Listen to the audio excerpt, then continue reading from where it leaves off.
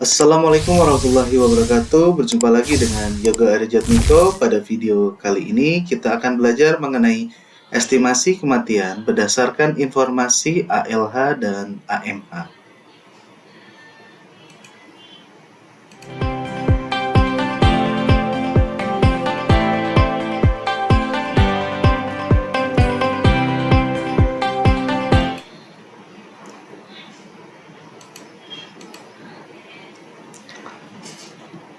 Ya, untuk bahasan pertama kita tentunya akan belajar mengenai mortalitas atau kematian. Jadi kalau kita bicara kematian itu adalah masalah yang selalu terkait dengan masalah sosial dan ekonomi. Jadi kalau kita lihat kondisi saat ini di mana kita di masa-masa pandemi seperti sekarang ini, akibat adanya pandemi yang meningkatkan kejadian kematian, terutama waktu gelombang Delta waktu itu ya, itu berdampak terhadap masalah sosial, di mana masalah sosial yang ditimbulkan adalah pemerintah tentunya membuat aturan untuk mencegah mewabahnya pandemi tersebut. Salah satunya dengan penerapan PPKM. PPKM itu dibuat dengan berbagai macam level. Nah, permasalahan tersebut berdampak akhirnya terhadap ekonomi. Jadi kematian akan selalu terkait dengan masalah sosial dan ekonomi. Kemudian kita kalau melihat kembali ke tahun 2000, di sana ada yang disebut dengan Millennium Development Goals atau MDGs. Nah, MDGs itu target bersama yang dari tahun 2000 sampai tahun 2015. Nah, sehingga di MDGs itu ada komitmen MDGs yang punya target sampai tahun 2015. Yang berhubungan dengan kematian ada dua. Yang pertama yaitu angka kematian bayi menjadi 20 per 1000 kelahiran hidup. Dan angka kematian ibu menjadi 124 per 100.000 kelahiran hidup. Nah, setelah MDGs berakhir di tahun 2015, kemudian dilanjutkan dengan komitmen bersama selanjutnya yang disebut dengan SDGs atau Sustainable Development Goals. Di SDGs ini juga ada tujuan dan target. Nah, untuk yang berhubungan dengan kematian itu ada di tujuan ketiga, memastikan kehidupan yang sehat dan mendukung kesejahteraan bagi semua untuk semua usia. Dengan targetnya, pada tahun 2030 mengurangi rasio angka kematian ibu menjadi kurang dari 70 per 100.000 kelahiran. Pada tahun 2030, targetnya adalah yang kedua, mengakhiri kematian yang dapat dicegah pada bayi baru lahir dan balita, di mana setiap negara menargetkan untuk mengurangi kematian neonatal setidaknya menjadi kurang dari 12 per 1000 kelahiran dan kematian balita menjadi serendah 25 per 1000 kelahiran.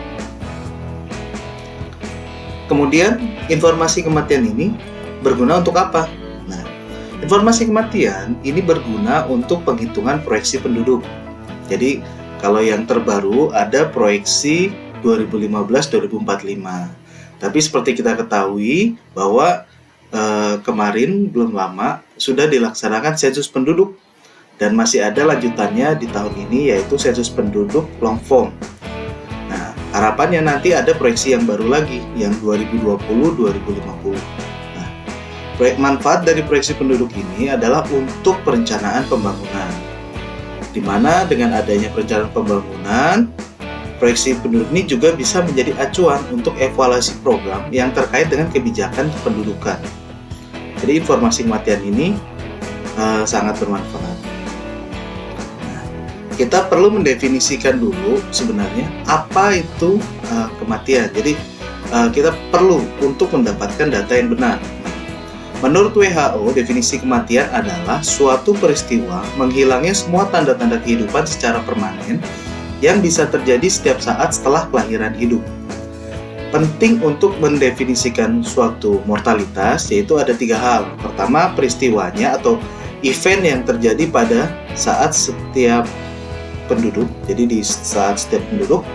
Kemudian kurun waktu, umur atau lamanya hidup, dan waktu kejadian kematiannya. Jadi kapan terjadi event kematian tersebut.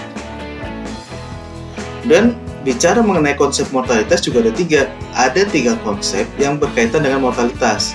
Jadi ada yang disebut dengan lahir hidup atau life birth, kemudian ada yang disebut dengan mati atau death, dan ada yang disebut juga dengan lahir mati atau fetal death. Nah, masih menurut definisinya UN dan WHO, mati atau death itu adalah keadaan menghilangnya semua tanda-tanda kehidupan secara permanen yang bisa terjadi setiap saat setelah kelahiran hidup, di mana mati hanya bisa terjadi setelah terjadi kelahiran hidup, dan keadaan mati selalu didahului dengan keadaan hidup. Jadi istilah lainnya adalah tidak ada mati kalau tidak pernah ada hidup, dan lahir mati tidak dimasukkan dalam mati maupun hidup. Jadi kalau lahir mati apa sih? Lahir mati itu matinya di dalam ya. Kemudian ada lahir hidup atau live birth. Live birth itu adalah peristiwa keluarnya hasil konsepsi dari rahim seorang ibu secara lengkap tanpa memandang lamanya kehamilan, dan setelah perpisahan tersebut terjadi, hasil konsepsinya bernafas dan mempunyai tanda-tanda hidup lainnya, seperti adanya denyut jantung ataupun gerakan-gerakan otot. Nah, tadi kita sebutkan apa itu lahir mati. Lahir mati istilah lainnya fetal death, atau kadang ditulisnya foetal death. Nah, itu macam-macam. Nah, itu adalah peristiwa menghilangnya tanda-tanda kehidupan dari hasil konsepsi sebelum hasil konsepsi tersebut dikeluarkan dari rahim ibunya. Jadi masih kondisinya di dalam perutnya sang ibu, jadi belum sempat dilahirkan. Ketika lahir, kondisinya memang sudah meninggal. Pas lahir itu tidak ada tanda-tanda kehidupan seperti denyut jantung atau bernafas atau suara tangisan, itu tidak.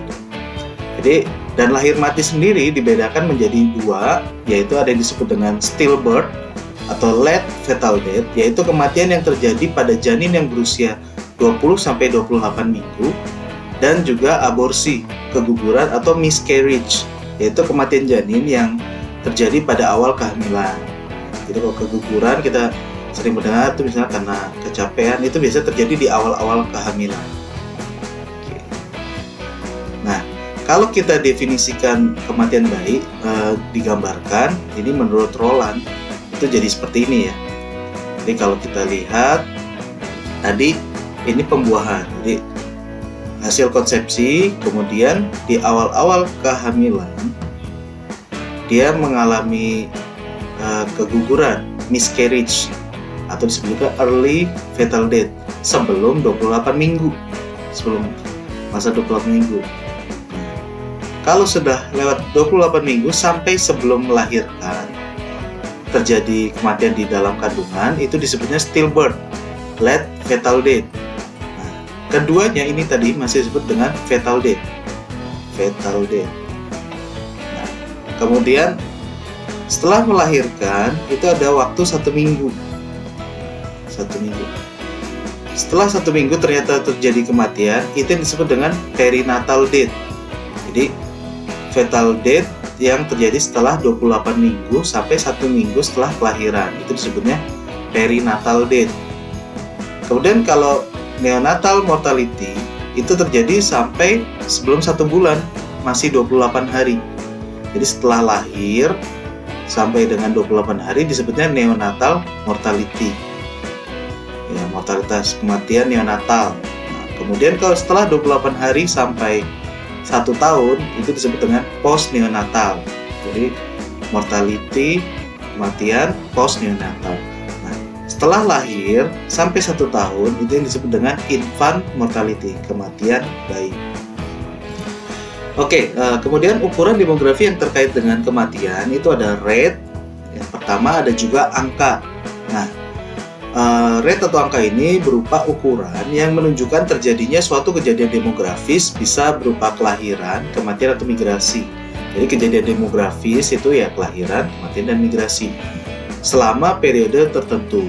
Nah, rate atau angka ini juga merupakan hasil pembagian antara jumlah kejadian yang terjadi selama periode tertentu dengan jumlah penduduk yang mempunyai risiko mengalami kejadian tersebut pada periode yang sama. Pembilang merupakan bagian dari penyebut. Jadi pembilang itu masih bagian dari penyebut, di mana penyebutnya ini yang disebut sebagai person years lived exposed to risk. Jadi apa itu person years list exposed to risk? Yaitu adalah jumlah orang yang punya risiko mengalami suatu kejadian demografi. Jadi kejadian demografi adalah kematian, kelahiran atau melahirkan, dan migrasi. Nah, person years live ini juga kadang diterjemahkan sebagai tahun orang hidup. Untuk mendapatkan data person years live ini tentunya susah gitu kan, kita nggak punya life table yang real life table ya. Tabel yang benar-benar real susah, jadi sulit untuk mendapatkan data yang akurat untuk mendapatkan data tahun orang hidup. Nah, untuk itu dalam demografi dia diperkirakan dengan menggunakan asumsi bahwa jumlah kelahiran atau kematian ataupun yang pindah adalah sama sebelum dan sesudah pertengahan dari suatu periode. Jadi kalau di suatu wilayah, suatu negara, suatu batasan administrasi, itu jumlah penduduknya dianggap sama dengan penduduk di pertengahan suatu periode atau sama dengan jumlah penduduk tengah periodenya. Nah, yaitu rata-rata dari penduduk awal tahun dan akhir tahun, atau yang disebut juga dengan mid-year population, penduduk tengah tahun. Jadi person years live didekati dengan penduduk tengah tahun. Kemudian ukuran demografi yang lain adalah rasio. Nah, ukuran ini merupakan hasil perbandingan antara dua angka yang beda. Jadi kalau rasio itu nggak ada hubungannya antara yang A dibagi B. Kalau tadi rate, ukuran A itu masih bagian dari B. A per B itu A-nya masih bagian dari B. Tapi kalau rasio, A dan B adalah dua hal yang berbeda. Contohnya, rasio jenis kelamin. Jadi jumlah penduduk laki-laki dibagi jumlah penduduk perempuan. Jadi pembilang bukan bagian dari penyebut. Jadi nggak ada kaitannya. Kemudian dalam mendefinisikan angka dan rasio, tadi rate ya, dan rasio itu harus jelas. Jelasnya dalam hal apa? Ada 3, yaitu dalam hal kapan, jadi waktu berlakunya ukuran atau kejadian tersebut. Kemudian siapa? Ukuran mengenai populasi yang mana? Dan apa ukuran atas kejadian apa? Nah, sekarang kita dari tadi ngomongin angka kematian. Mengapa angka kematian itu penting? Nah, angka kematian bayi itu penting itu karena dia menjadi indikator yang sangat berguna untuk melihat status kesehatan serta kondisi ekonomi di mana penduduk tersebut bertempat tinggal.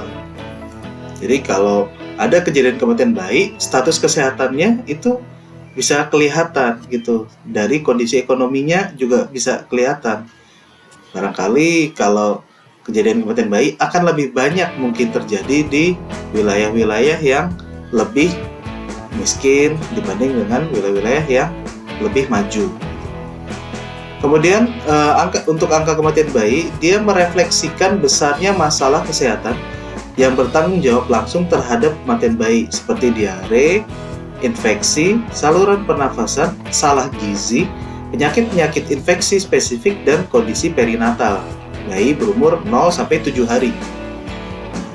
Kemudian, angka kematian bayi juga sangat berguna untuk mencerminkan tingkat kesehatan ibu, tingkat kunjungan antenatal dan postnatal ibu dan bayi baru lahir, kebijakan keluarga berencana, kondisi kesehatan lingkungan, dan secara umum, tingkat perkembangan sosial ekonomi masyarakat. Untuk angka kematian anak, kenapa ini penting? Karena dia lebih mencerminkan kondisi kesehatan lingkungan yang langsung mempengaruhi tingkat kesehatan anak. Nah, angka ini menurut Budi Utomo akan tinggi pada kondisi keadaan gizi buruk, keadaan sanitasi higien yang buruk, kemudian tingginya prevalensi penyakit menular pada anak, dan insiden kecelakaan di dalam atau di sekitar rumah. Jadi kalau kematian anak, misalnya anak-anak kan suka main tuh di jalan. Nah, kalau kurangnya pengawasan tapi di wilayahnya banyak kendaraan ngebut, nah itu kecelakaan jadi sering terjadi, lebih mudah terjadi. Kemudian untuk angka kematian ibu, ini bermanfaat juga untuk pengembangan program. Program apa aja? Misalnya peningkatan kesehatan reproduksi, terutama pelayanan kehamilan dan membuat kehamilan yang aman, bebas, risiko tinggi, making pregnancy safer. Kemudian juga bermanfaat untuk pengembangan program peningkatan jumlah kelahiran yang dibantu oleh tenaga kesehatan, penyiapan sistem rujukan dalam penanganan komplikasi kehamilan, dan penyiapan keluarga dan suami siaga dalam menyongsong kelahiran yang semuanya bertujuan untuk mengurangi angka kematian ibu dan meningkatkan derajat kesehatan reproduksi. Nah, tadi kita ngomongin angka kematian dan angka kematian. Sekarang kita bicara mengenai anak lahir hidup atau yang tadi sudah disebut dengan ALH, atau dalam bahasa Inggris disebut juga dengan Children Ever Born, CEB, dan anak masih hidup atau AMH yang biasa diterjemahkan dari bahasa Inggrisnya Children Surviving, CS. Oke, dalam setiap kegiatan sensus penduduk, baik itu sensus yang dari pertama ya, SP 71, 80, 90, 2000, 2010, ataupun long form SP 2020, maupun survei penduduk antar sensus SUPAS, itu biasanya terdapat pertanyaan mengenai anak lahir hidup dan anak masih hidup, yaitu berapa jumlah anak yang pernah dilahirkan hidup dan berapa jumlah anak yang masih hidup. Nah, anak lahir hidup ini adalah anak pada saat lahir menunjukkan tanda-tanda kehidupan seperti menangis, bernafas, bergerak, ada denyut jantungnya. Terus walaupun cuma sesaat, hanya beberapa detik, habis itu misalnya karena suatu hal dia tiba-tiba meninggal, tapi dia masih dianggap sebagai anak lahir hidup. Beda tadi kalau kita bicara anak lahir mati, dia memang sudah meninggal di dalam kandungan. Kemudian ini ada beberapa pertanyaan contoh di SUPAS 2015, SP 2010, dan DSP 2020. Oke.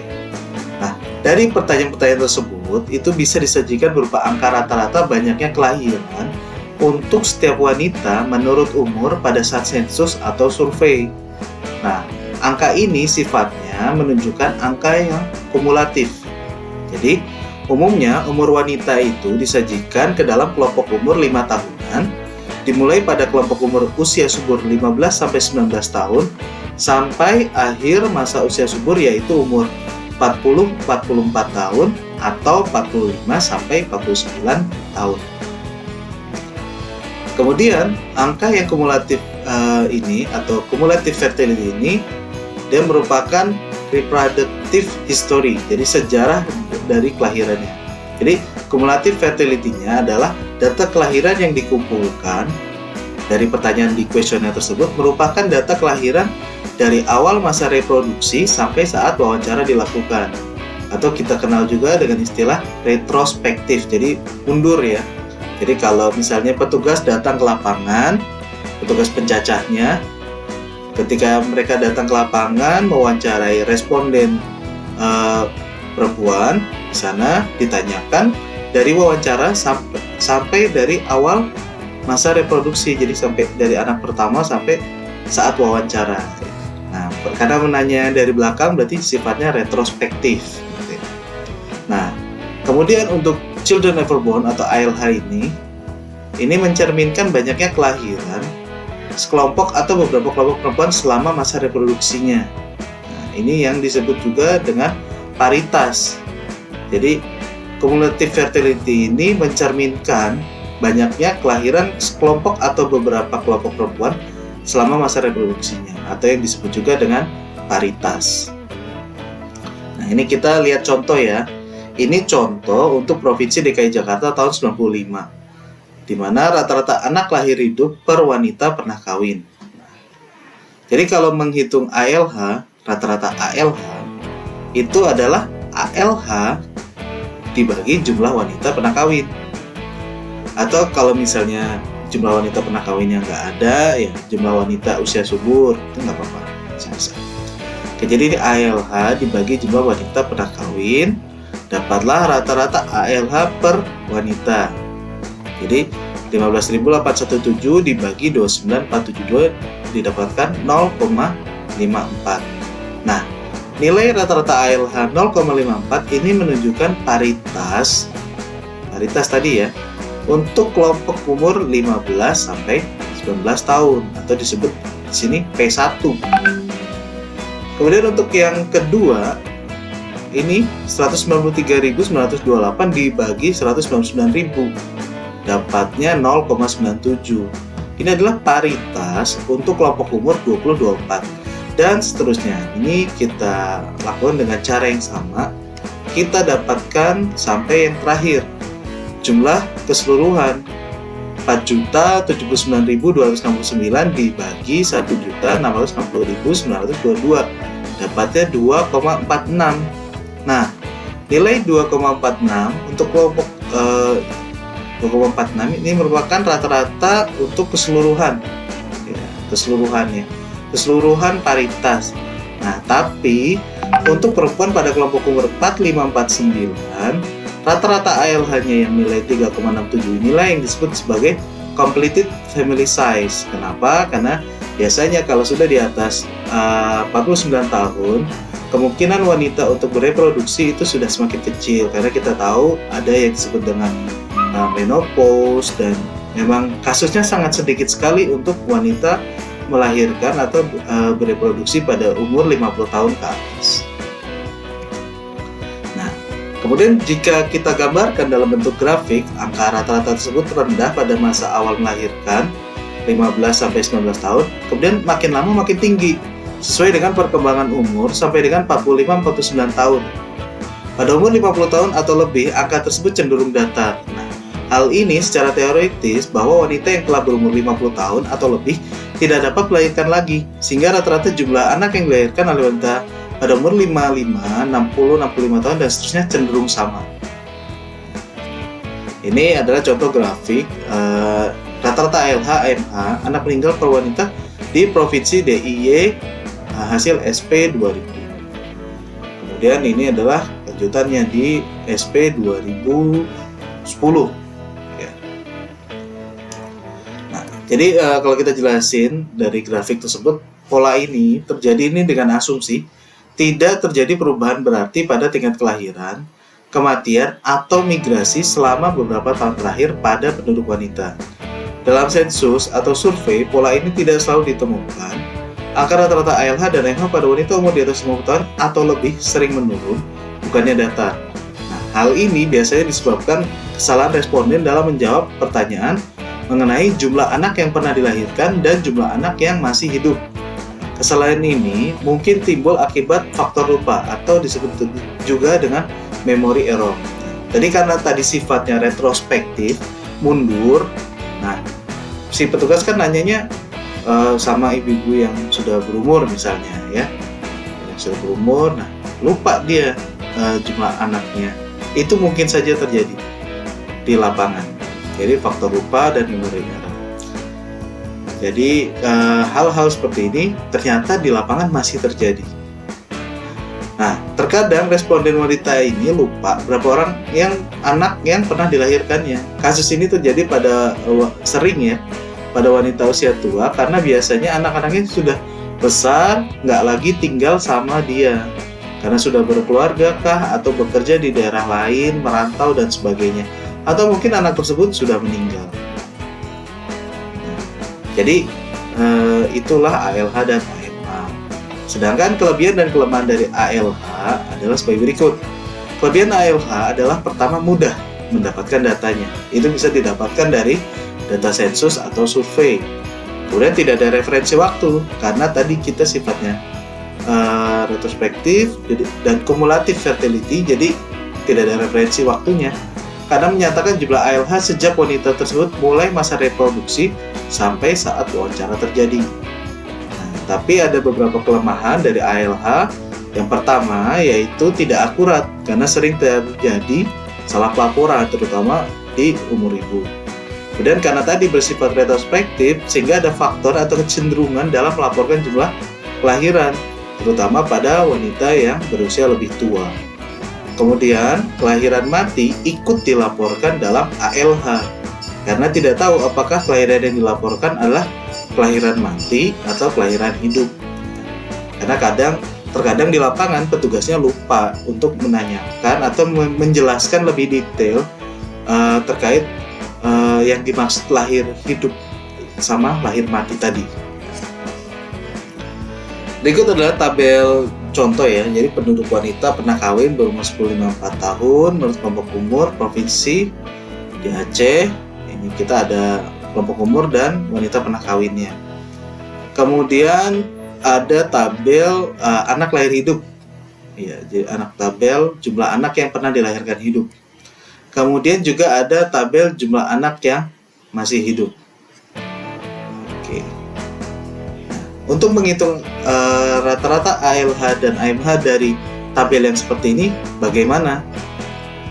Ya, jadi caranya tadi ya, ALH-nya 10-14 gitu ya, misalnya itu 0 dikali 70 dan seterusnya, itu didapatkan seperti ini. Mungkin lebih jelas kita praktekkan ya. Kita sambil praktekkan. Ya, tadi kita punya tabel ini. Jadi untuk mendapatkan ALH-nya itu di kelompok umur 10-14 ini 0 dikali 70 ditambah 1 kali 42 tambah 2 dikali 18, 3 dikali 0 dan seterusnya sampai 10 plus. Nah, di sini di 10 plus bisa kita menganggap aja 10 gitu ya, bisa, tapi di sini saya memanfaatkannya dengan 11 gitu. Kenapa 11? Karena kan 10 plus. Plusnya itu banyak, bisa anaknya 12, 13, 14 dan seterusnya. Jadi saya menganggapnya 11. Tapi kalau mau dipakai 10 juga bisa. Oke, kemudian untuk yang kelompok umur 15-19 berarti 0 dikali 4267 ditambah 1 kali 3692 dan seterusnya. Nah, jadi kita menghitungnya seperti ini ya. Jadi seperti ini. Untuk mendapatkan ALH-nya tadi, jadi 0 kali 70, 142, 218 dan seterusnya seperti itu. Kemudian untuk mendapatkan yang kelompok umur 15-19, 0 dikali 4267 ditambah 1 kali 3692 dan seterusnya. Oke. Nah, untuk mendapatkan wanita pernah kawinnya, ini cukup menjumlahkan penduduk dari umur 0 sampai 10 plus. Itu jumlah wanita pernah kawin. Dan seterusnya kita lakukan untuk kelompok umur yang lainnya. Sehingga kita dapatkan rata-rata ALH-nya. Jangan lupa paritas dimulai dari 15-16. Tapi rata-rata ALH bisa kita lihat dari 10-14 ya, sampai 50-54. Paritasnya adalah dari 15-19 sampai 45-49. Oke, kita dapatkan rata-rata ALH-nya 0,6. Ini dari mana? 0,6 adalah 78 dibagi 130. Kemudian P2-nya sini ya. 53110 dibagi 47045. Ya, kita dapat 1,13 dan seterusnya. Nah, dengan cara yang sama kita lakukan juga untuk yang AMH. AMH-nya kita dapatkan dengan cara yang sama. Jadi 71 dikali 0 ditambah 1 kali 43 ditambah 2 kali 16 tambah 3 kali 0 dan seterusnya. Ini kita dapatkan dengan cara yang sama ya. Jadi kita dapatkan ALH-nya di sini dengan cara yang sama. Kita lakukan dengan cara yang sama. Nah, hasilnya sebagai berikut. Ya, jadi rata-rata ALH yang kita dapatkan jadinya seperti ini. 0,6, 0,63, 1,13, 1,85 dan seterusnya. Tapi secara keseluruhan 2,91 untuk rata-rata ALH-nya. Kemudian untuk AMH tadi 0,58, 0,6, 1,08 dan kita dapatkan di akhir 2,74. Nah, kalau diperhatikan dua data ini, apa yang menarik? Ya, jadi nilai dari AMH selalu lebih rendah daripada ALH. Jadi jumlah anak yang lahir hidup itu selalu lebih tinggi daripada jumlah anak yang masih hidup. Nah, ini terjadi biasanya kalau tingkat migrasi di wilayah tersebut tidak banyak. Tapi kalau tingkat migrasinya banyak, bisa jadi yang ALH lebih kecil dari AMH. Nah, itu biasanya terjadi kalau tingkat migrasinya cukup banyak ya. migrasinya cukup banyak. Jadi pendatangnya banyak, datang bawa anak dan dia jadi responden, kena wawancara. Jadinya bisa saja terjadi nilai AMH lebih tinggi daripada ALH. Walaupun secara umum kalau faktor migrasinya biasa-biasa saja, dia ALH akan lebih tinggi daripada AMH.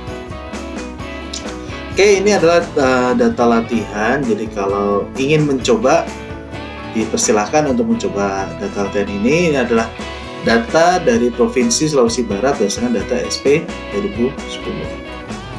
Oke, untuk referensi, berikut adalah referensinya yang bisa digunakan untuk kita mempelajari mengenai estimasi kematian berdasarkan informasi ALH dan AMH. Oke, sekian dari saya. Sekali lagi terima kasih, tetap semangat, tetap sehat, dan jangan lupa bahagia. Assalamualaikum warahmatullahi wabarakatuh.